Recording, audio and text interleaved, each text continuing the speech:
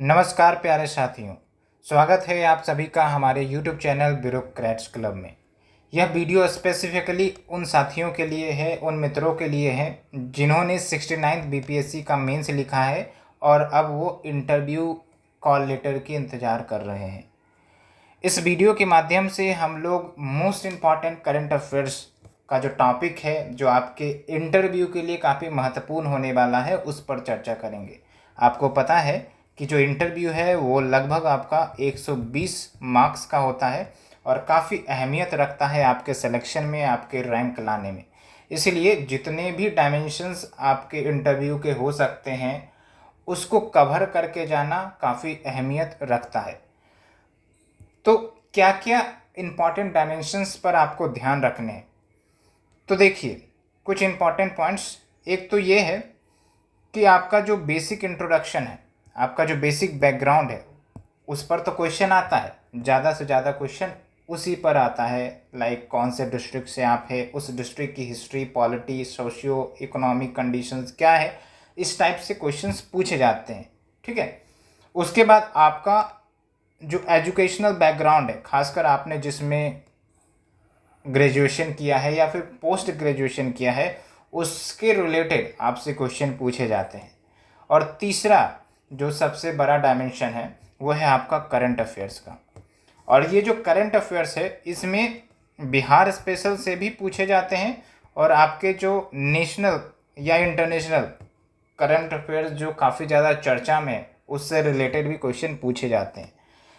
तो हम यहाँ पर जो करंट अफेयर्स है, जो काफ़ी ज़्यादा रेलेवेंट होगा, जो काफ़ी ज़्यादा चर्चा में रहा है, जिसकी पूछे जाने की संभावनाएं काफ़ी ज़्यादा होती हैं, तो उसको हम एक टॉपिक वाइज सेग्रीगेट करेंगे, सब्जेक्ट वाइज, कि आप जो है कम से कम इन टॉपिक्स को तो पढ़ के जाएं कि अगर आप पर इन टॉपिक्स से क्वेश्चंस पूछे जाते हैं तो आप आसानी से जवाब दे सकें। And it's very very important कि आपको इतना तो प्रिपेयर करके जाना ही चाहिए। तो आज हम पॉलिटी से शुरुआत करेंगे और इस पॉलिटी में आपका बिहार का भी शामिल होगा और नेशनल जो करंट अफेयर्स है वो भी शामिल होगा। तो चलिए शुरुआत करते हैं बिना देरी किए हुए। इससे पहले अगर आप हमारे चैनल पर नए हैं तो आप सब्सक्राइब करें, मित्रों के साथ शेयर करें और लाइक करना ना भूलें। So let's start with the polity section. यहाँ पर आप देखिए हमने सब कुछ कंपाइल करके रखा है आपके लिए और इतना कवर करके आप जाते हैं। It's very very important role that will be played in your interview session.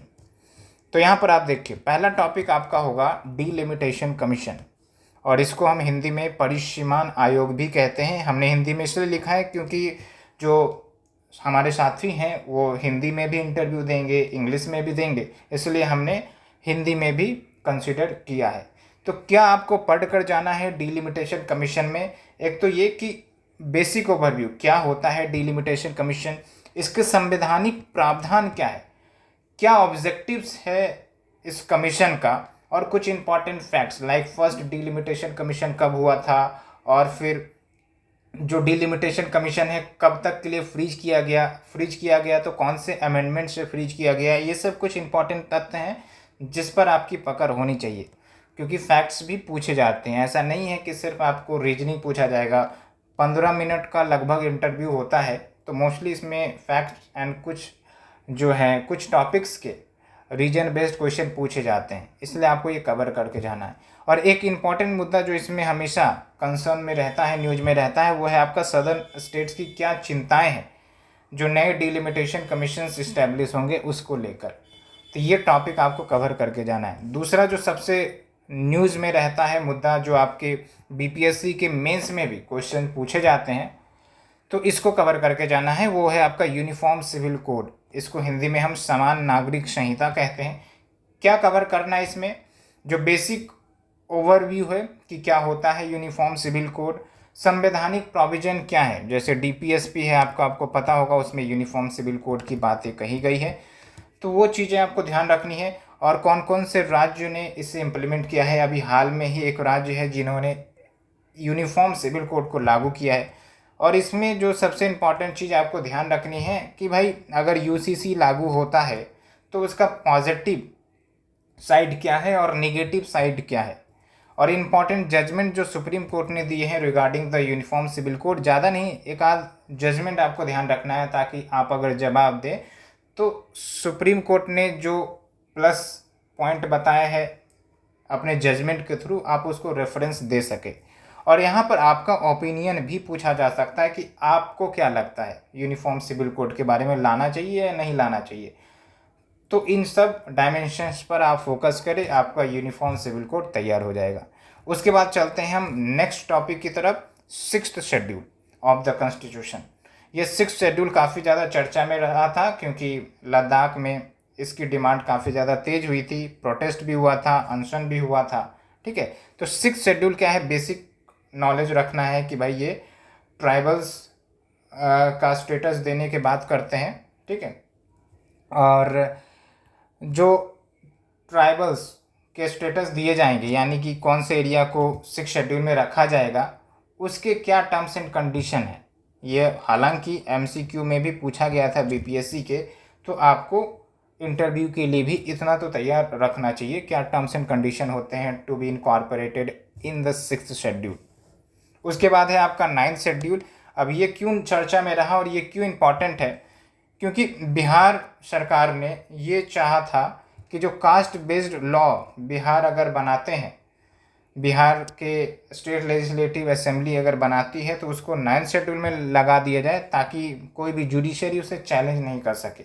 तो नाइन्थ शेड्यूल का ऑब्जेक्टिव तो यही था ना कि भाई कास्ट बेस्ड लॉज अगर लाया जाता है और कोई भी लॉज लाया जाता है नाइन्थ शेड्यूल में अगर डाल दिए जाते हैं तो जुडिशरी उसे चैलेंज नहीं करेगी। तो ये मांग थी। हालांकि यहाँ पर आपका सुप्रीम कोर्ट का फैसला भी आया regarding the new reservation policy of Bihar government that was tackled down by the supreme court. ठीक है, तो आपको नाइन्थ शेड्यूल के बारे में थोड़ा सा ओवरव्यू रखना चाहिए कि क्या है, सिक्स शेड्यूल के बारे में थोड़ा ओवरव्यू रखना चाहिए कि क्या है। उसके बाद आर्टिकल 142 पर बस आपको याद रखना है कि क्या आर्टिकल होता है, किससे रिलेटेड था, ये क्यों न्यूज में था। तो चंडीगढ़ का मेयर इलेक्शन हुआ था और उसमें घपलेबाजी हुई थी, आपको भी पता होगा, बहुत सारे न्यूज़ में ये कवर हुआ था। तो वहाँ पर फिर सुप्रीम कोर्ट का डायरेक्ट फैसला आया था रीवेरिफिकेशन का, और वो आर्टिकल 142 के तहत किया गया था, इसलिए ध्यान रखना है। Next important and very very important news जो आपको पक्का याद रखना है वो है आपका स्पेशल कैटेगरी स्टेटस। बिहार हमेशा से स्पेशल कैटेगरी स्टेटस की मांग करता रहा है, विशेष राज्य का दर्जा हम जिसे बोलते हैं। तो जब 2024 का लोकसभा इलेक्शन हुआ उसमें बिहार का अच्छा खासा रिप्रेजेंटेशन हुआ था नीतीश कुमार लेड गवर्नमेंट का इन द लोकसभा।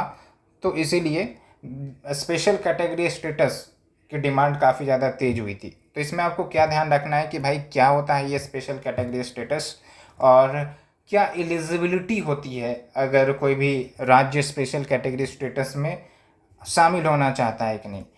फिर पहली बार कब इंट्रोड्यूस हुआ था, किसके रिकमेंडेशन से ये इंट्रोड्यूस हुआ था और करंट स्टेटस क्या है।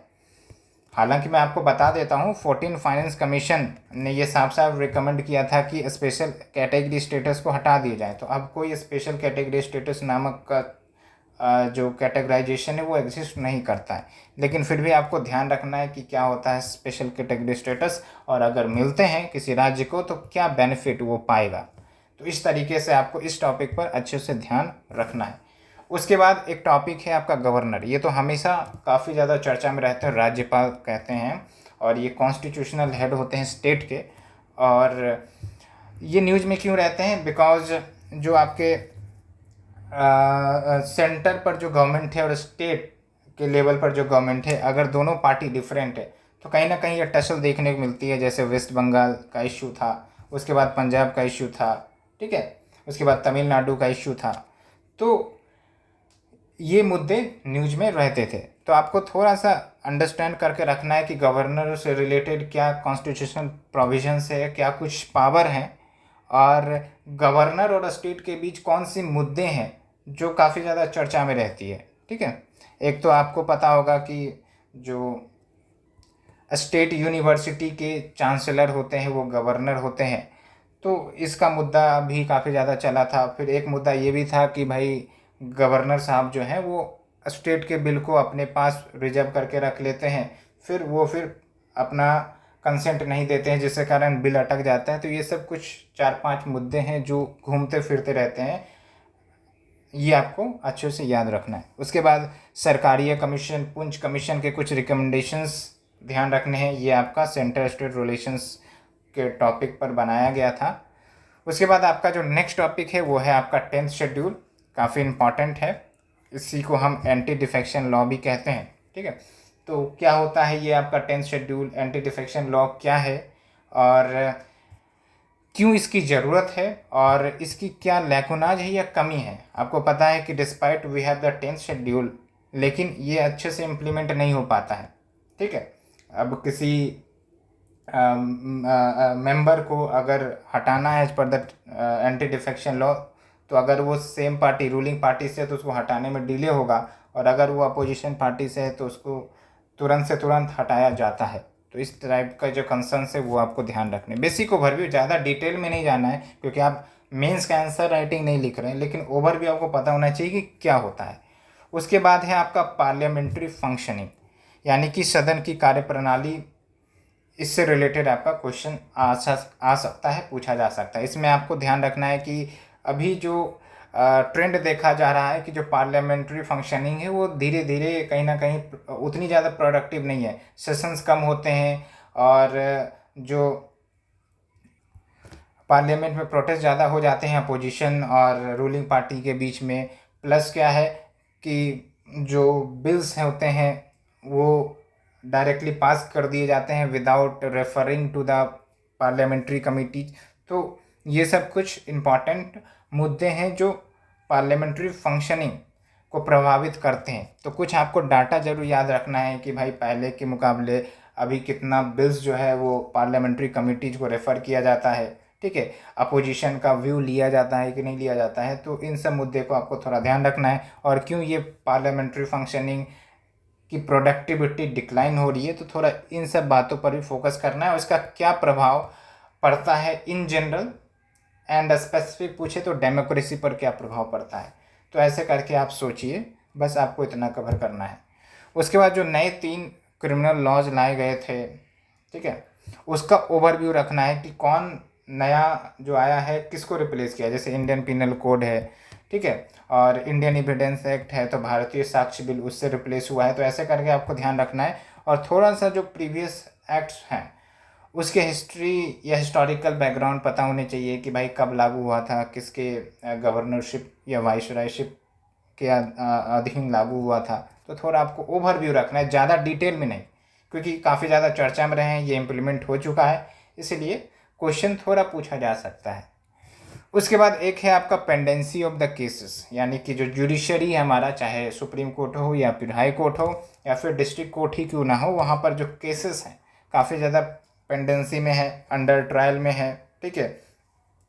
तो डाटा आपको ध्यान रखना है कि भाई कितने केसेस पेंडिंग है सुप्रीम कोर्ट में, हाई कोर्ट में, और क्यों इतनी ज़्यादा पेंडेंसी, क्या कारण है और समाधान क्या है इसका, गवर्नमेंट क्या समाधान निकाल रही है।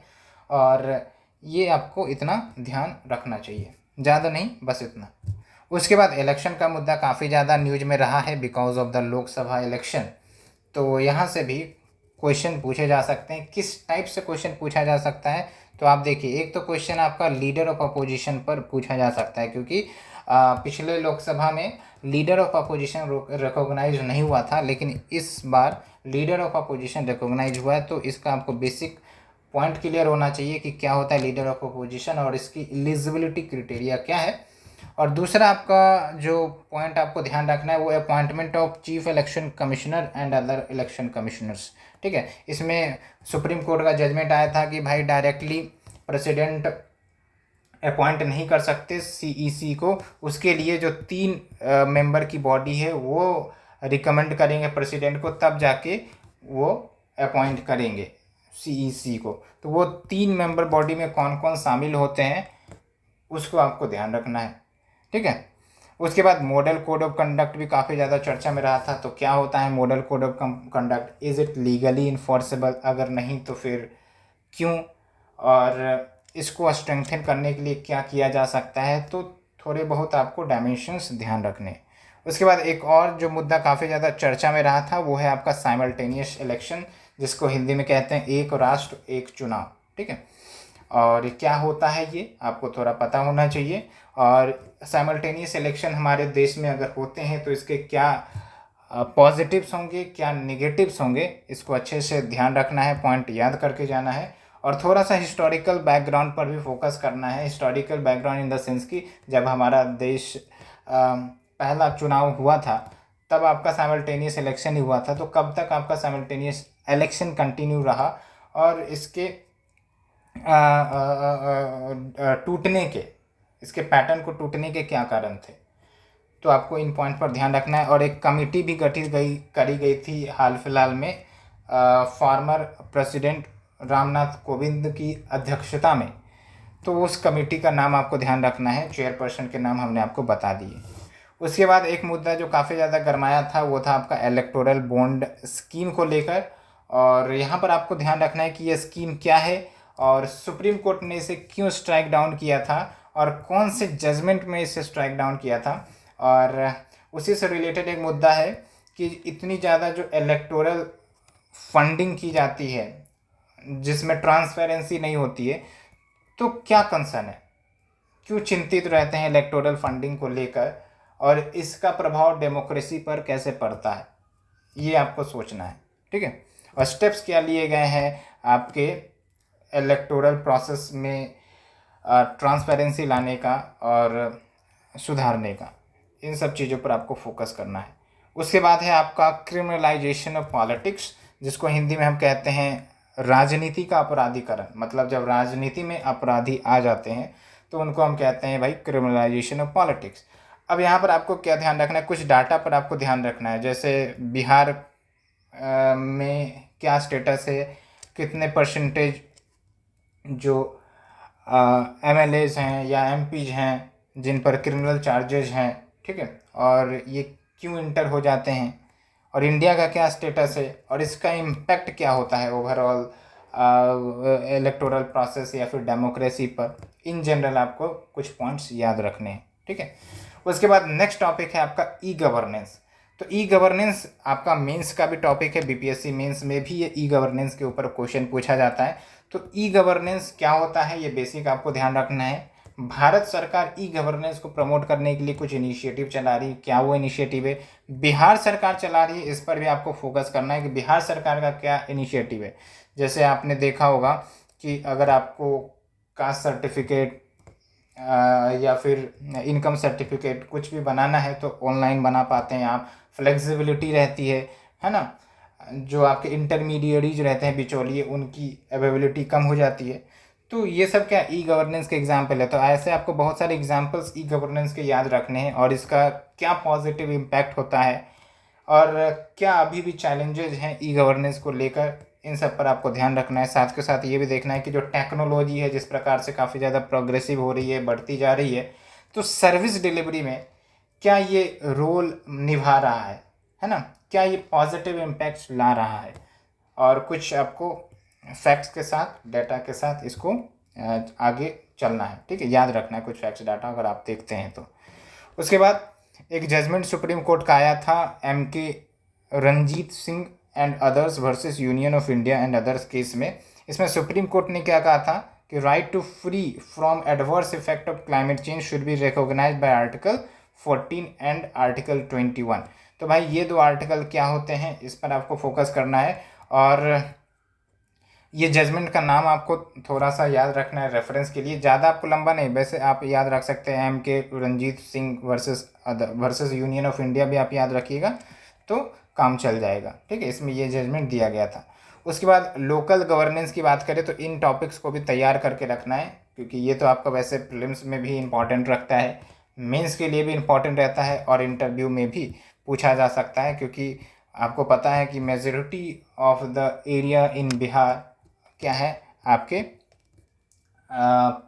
विलेजेज हैं। ठीक है, तो विलेजेज हैं तो फोकस इसलिए ज़्यादा जो रहता है वो पंचायती राज इंस्टीट्यूशन पर रहता है, लेकिन लोकल गवर्नेंस में अर्बन लोकल बॉडीज भी आ जाते हैं। तो क्या चैलेंजेज अभी भी मौजूद है पंचायती राज इंस्टीट्यूशंस को लेकर, अर्बन लोकल बॉडीज को लेकर। ठीक है, तो आपको थोड़ा सोचना है। जैसे PRI में एक चैलेंज होता है आपका कि भाई फंडिंग नहीं मिल पाती है। और दूसरी इंपॉर्टेंट बात, सरपंच पति का कंसेप्ट होता है कि भाई भले ही महिलाएं चुनी गई हैं, लेकिन पता चलता है कि जो डिसीजन ले रहे हैं वो उनके हस्बैंड ले रहे हैं या फिर कोई मेल पर्सन ले रहा है। ठीक है, तो यहाँ पर वुमेन की जो पावर है, वुमेन की जो इंडिपेंडेंट डिसीजन लेने की क्षमता है, वो ही कमज़ोर रही है। ठीक है, तो ये सब कुछ चैलेंजेज होते हैं। और गवर्नमेंट क्या कर रही है PRI को, अर्बन लोकल बॉडीज को स्ट्रेंथन करने के लिए, और क्या चुनौतियां हैं, है ना। तो इन सब चीज़ों पर आपको ध्यान रखना है। चुनौतियों के बारे में तो हमने बात की ही है, और कुछ सक्सेस स्टोरीज आपको ध्यान रखने हैं ताकि आप रेफरेंस के रूप में दे सके। और एक क्वेश्चन आपसे ये पूछा जा सकता है कि भाई इतने साल हो गए हैं पंचायती राज इंस्टीट्यूशन या लोकल सेल्फ गवर्नेंस को आए हुए, तो क्या ये मॉडल सक्सीड हुआ है अपने गोल को हासिल करने में? क्या गोल था? Democratic decentralisation. और भी बहुत सारे गोल रहते हैं, लेकिन मेजर गोल था डेमोक्रेटिक डिसेंट्रलाइजेशन। तो पावर तो चलो ट्रांसफ़र हुई है, लेकिन क्या इन्होंने डिज़ायर्ड रिजल्ट लेकर आया है ना। तो इस बात पर सोचने की ज़रूरत है। उसके बाद जो आपका नेक्स्ट टॉपिक है, नारी शक्ति वंदना 106 कॉन्स्टिट्यूशनल अमेंडमेंट 2023।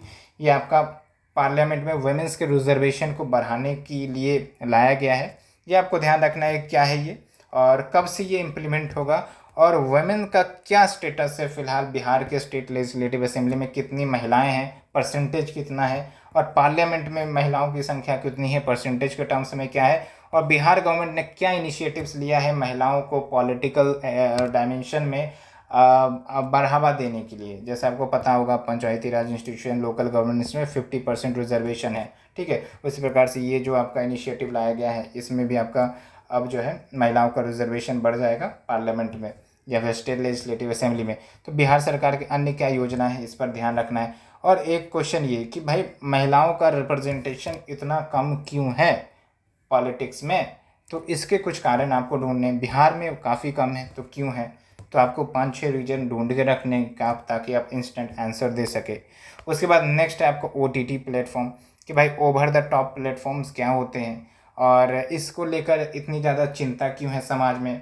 ठीक है, over the top platform basically जो आपके नेटफ्लिक्स होते हैं, अमेजन प्राइम होते हैं, जहाँ पर आपको इंस्टेंट कंटेंट डिलीवरी मिलती है, और वहाँ पर थोड़ा सा जो वल्गर कंटेंट है वो भी मिल जाता है ना, गाली गलौज वाले फिल्म्स मिल जाते हैं। तो इसका इम्पैक्ट बच्चे पर, सोसाइटी पर क्या हो रहा है, इस पर आपको ध्यान रखना है, क्योंकि ज़्यादातर कंसर्न्स काफ़ी ज़्यादा चर्चा में रहते हैं। रेगुलेटर कौन है OTT प्लेटफॉर्म का, ठीक है, एंड जो इसके निगेटिव इम्पैक्ट हो रहे हैं सोसाइटी पर। पहली बात तो आपको सोचना है कि क्या निगेटिव इम्पैक्ट हो रहे हैं, और दूसरी इंपॉर्टेंट बात कि कैसे इसको कर्ब किया जा सकता है।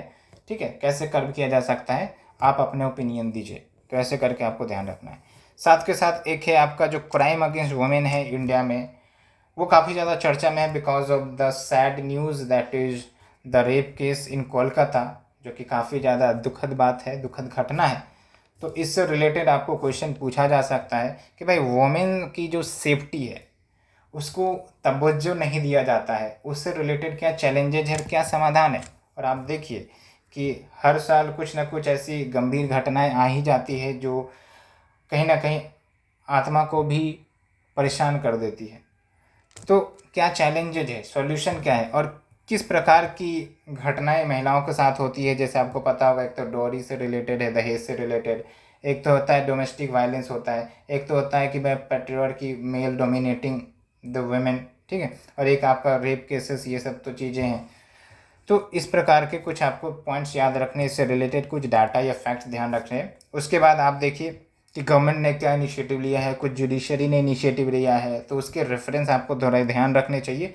और लूप होल्स क्या है, कमी क्या है, आखिर इतने सारे रूल्स रेगुलेशंस लाए जाते हैं, इतने ज़्यादा इनिशिएटिव्स लाए जाते हैं, प्रोग्राम्स चलाए जाते हैं, अवेयरनेस कैंपेन चलाए जाते हैं, लेकिन आखिरकार लूप होल्स क्या है, इस पर आपको सोचना है। ठीक है, तो इतना आपका जो नेशनल करंट अफेयर्स है पॉलिटी का वो कवर हो गया है। आप इतना करके जाएं, इट्स मोर देन इनफ। ठीक है, आप अच्छा स्कोर करेंगे, क्वेश्चन अगर आता है तो इन सब डायमेंशंस पर आएंगे। एटलीस्ट आप ये श्योर होंगे कि हमने महत्वपूर्ण मुद्दे को अपने कंट्रोल में कर लिया है, उसको बार बार रिवाइज करते रहिए। ठीक है, अब चलते हैं बिहार स्पेशल से। अगर कुछ पॉलिटी के क्वेश्चन पूछे जाते हैं तो वो क्या पूछे जाएंगे, तो इसके लिए मैंने आपको 4-5 टॉपिक प्रिपेयर किया है। ज़्यादा इसमें टॉपिक नहीं है, 4-5 टॉपिक ही हैं जो काफ़ी ज़्यादा चर्चा में रहते हैं। एक तो है रिजर्वेशन का मुद्दा, क्योंकि बिहार सरकार ने अपनी नई रिजर्वेशन पॉलिसी लेकर आया था, जिसके तहत जो 50% रिजर्वेशन का कोटा था for SC ST OBC total, उसको बढ़ाकर 65% कर दिया था। लेकिन हाई कोर्ट ने भी इसको स्ट्राइक किया, फर्दर सुप्रीम कोर्ट में अपील किया गया, तो फिर सुप्रीम कोर्ट ने भी इसे स्ट्राइक डाउन कर दिया। तो थोड़ा सा आपको रिजर्वेशन पर फोकस करना है कि रिजर्वेशन की हिस्ट्री क्या है, क्या रिजर्वेशन है, कब से ये लागू होना शुरू हुआ था, और इसके संवैधानिक प्रोविजंस क्या है, संविधान में रिजर्वेशन के लिए क्या प्रोविजंस किए गए हैं। और कुछ सेंसस के डाटा आपको याद रखने हैं, लाइक बिहार से रिलेटेड, कि भाई सबसे ज़्यादा SC पॉपुलेशन कौन से डिस्ट्रिक्ट में है, ST पॉपुलेशन कौन से डिस्ट्रिक्ट में, सबसे कम कहाँ पर है ना। तो इस टाइप से आपको ध्यान रखना है। साथ के साथ जो आपका कास्ट सर्वे हुआ था, उसमें इन सब की क्या परसेंटेज जताई गई है, उसको थोड़ा सा ध्यान रखना है। और ये भी आप पता चलेगा आपको कि भाई इतना कम रिप्रेजेंटेशन क्यों है, तो ये भी कारण आपको ध्यान रखना है कि भाई there is low representation in the educational institution और इन द एम्प्लॉयमेंट। ठीक है, ये आपको ध्यान रखना है। तो their share and its status in the politics, specifically in the Bihar legislative assembly. ठीक है, और ये केस आपको ध्यान रखना है, Indira Sawhney and others versus union of India case, क्या है ये। ठीक है, इतना आपको फोकस करना है। फिर है एक आपका मुद्दा जो काफ़ी गरमाया हुआ था, पेपर लीक्स, जो कि आपका नेशनल लेवल का भी मुद्दा था, और बिहार में भी कहीं ना कहीं पेपर लीक्स के काफ़ी ज़्यादा खबर आए थे। तो बिहार सरकार ने और केंद्र सरकार ने क्या स्टेप लिए हैं पेपर लीक्स को रोकने के लिए, और आखिरकार पेपर लीक्स होता क्यों है, और बस इतना आपको ध्यान रखना है। ठीक है, उसके बाद बिहार दिवस मनाया गया। ठीक है, कब मनाया जाता है आप हमें कमेंट सेक्शन में बताइए, क्या थीम था और किस लिए मनाया जाता है बिहार दिवस। आपको पता है कि उस दिन तो बिहार हमारा ना ही बंगाल से सेपरेट हुआ था, ना ही उड़ीसा से सेपरेट होकर अलग राज्य बना था। फिर 22 अप्रैल को बिहार दिवस क्यों मनाया जाता है। उसके बाद आप देखिए फ्लोर टेस्ट या फिर नो कॉन्फिडेंस मोशन, ये क्या होते हैं। अब ये क्यों चर्चा में था, क्योंकि आपको ही पता है नीतीश कुमार लेड पार्टी, ये जो तेजस्वी यादव की पार्टी है, उनको छोड़कर फिर बीजेपी की पार्टी में ज्वाइन किए थे। ठीक है, तो उसी के कारण ये floor test no confidence motion काफ़ी ज़्यादा चर्चा में आया था। तो आपको इसलिए थोड़ा बेसिक बैकग्राउंड याद रखना चाहिए। फिर the next and the most important, हालांकि मैं इसे पॉलिटी में नहीं लेना चाह रहा था, लेकिन चलो ये पॉलिटी या फिर ये जो है काफ़ी इम्पॉर्टेंट पर्सनालिटी है इन पॉलिटिक्स, तो इसलिए हमने इनको इसी सब्जेक्ट में कंसिडर किया है। तो आप देखिए कर्पूरी ठाकुर, और इनको भारत रत्न अवार्ड मिला था अभी कुछ महीने पहले। तो आपको इनके बारे में अच्छे से तैयार करके जाना है कि ये कौन से डिस्ट्रिक्ट से थे। ठीक है, और इनकी पॉलिटिकल इवोल्यूशन कैसे हुआ, ये पॉलिटिक्स में कैसे आए, कौन सी पार्टी से जुड़े हुए थे, तो थोड़ा आपको बैकग्राउंड याद रखना है। और इन्होंने क्या कंट्रीब्यूशन किया हमारे सोसाइटी में, सबसे मोस्ट इम्पोर्टेंट कंट्रीब्यूशन यही था कि इन्होंने रिजर्वेशन दिलवाया था जो भी आपके वीकर सेक्शन इन बिहार, तो ये सबसे बड़ा कंट्रीब्यूशन था। तो इस हिसाब से आपको ये सब पॉइंट्स आपको तैयार करने हैं इनके बारे में। ठीक है, अच्छे से, और थोड़ा भारत रत्न पर भी आप फोकस कर लीजिएगा। तो ये थी पूरी पॉलिटिक्स की टॉपिक, जो आपके इंटरव्यू में डेफिनेटली मदद करने वाली है। बस आप इन टॉपिक्स को पढ़िए, रिवाइज करिए, और इनके डायमेंशंस को खोलते जाइए, है ना। सोचना ज़्यादा ज़रूरी है, और आपकी तैयारी मजबूत होगी, आप डेफिनेटली एग्ज़ाम को क्रैक करोगे, इंटरव्यू में भी पास करोगे। And my best wishes to you कि आप क्वालिफाई हो, आपकी रैंक भी आए, और जो भी हमसे मदद हो पा रही है, I am doing it, our team is doing it. तो बस आप अपनी तरफ से तैयारी सुनिश्चित करते रहें। तो बात करेंगे अब अपने नेक्स्ट लेक्चर में दूसरे टॉपिक को लेकर। तब तक आप हमें सजेशन में बताइए कि क्या आपको ये इनिशिएटिव अच्छा लगा, क्या इस इनिशिएटिव को कंटिन्यू करना चाहिए, आपके क्या राय है, क्या कुछ इम्प्रूवमेंट करने की ज़रूरत है, क्या कुछ एडिशन करने की ज़रूरत है। आप अपनी राय हमें कमेंट सेक्शन में ज़रूर बताएं, उस हिसाब से हम अपने लेक्चर्स को डायरेक्शन देंगे। ठीक है, तो फ्रेंड्स थैंक यू। अगर आप हमारे नए हैं इस चैनल पर तो सब्सक्राइब करिए, and definitely thank you for watching this initiative. Thank you very much.